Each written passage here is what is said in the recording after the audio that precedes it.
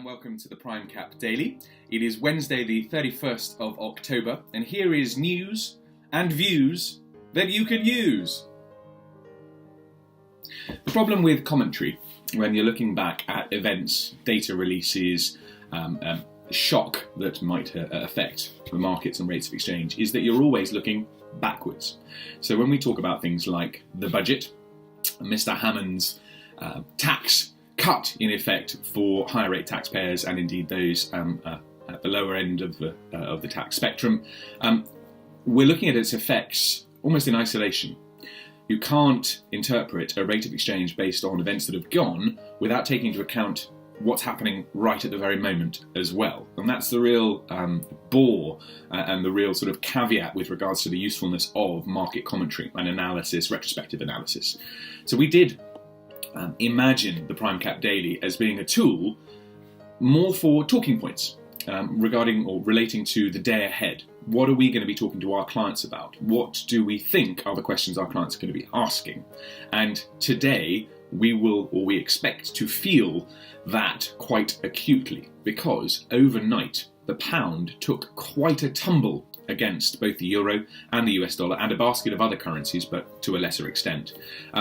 What our clients are going to want to know is that likely to happen again? What can they do to mitigate or protect themselves, reduce their exposure from such a drop? Although the pound dropped to below the 112 mark against the euro, it has resurfaced and is currently trading at the 112.50 mark.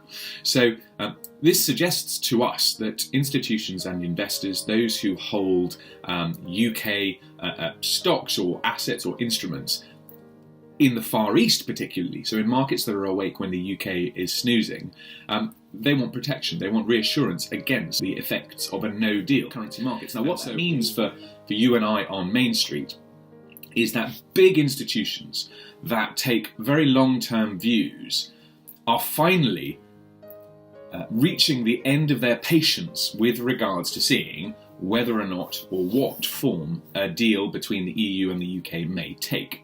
So last night, many of those big players, big global players in the Far East thought to themselves, hey, let's take out some insurance, some protection.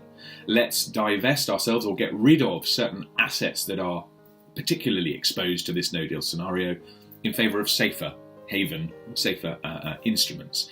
And there was a blip, effectively. The pound, as I say, dropped. Going forward, it's almost business as usual for you and me on the high street. So for individuals that are sending money overseas or for businesses that are making payments, settling invoices, not much has changed. The outlook is the same. It will be turbulent. It will be unpredictable. Rates of around the 1.10 mark against the euro.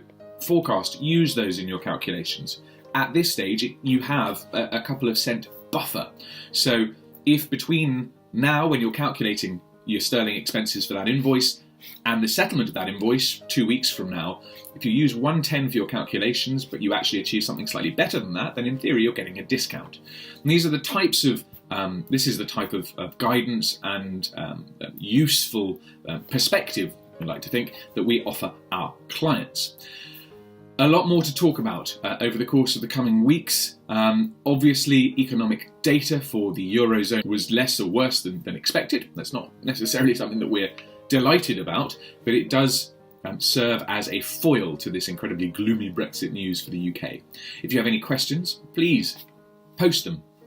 Put them in the comment section below, or contact or communicate with us directly. We have a lot more content and information relating to personal, business, property, currency transactions on our website, primecappayments.com, and we look forward to boring you to death tomorrow.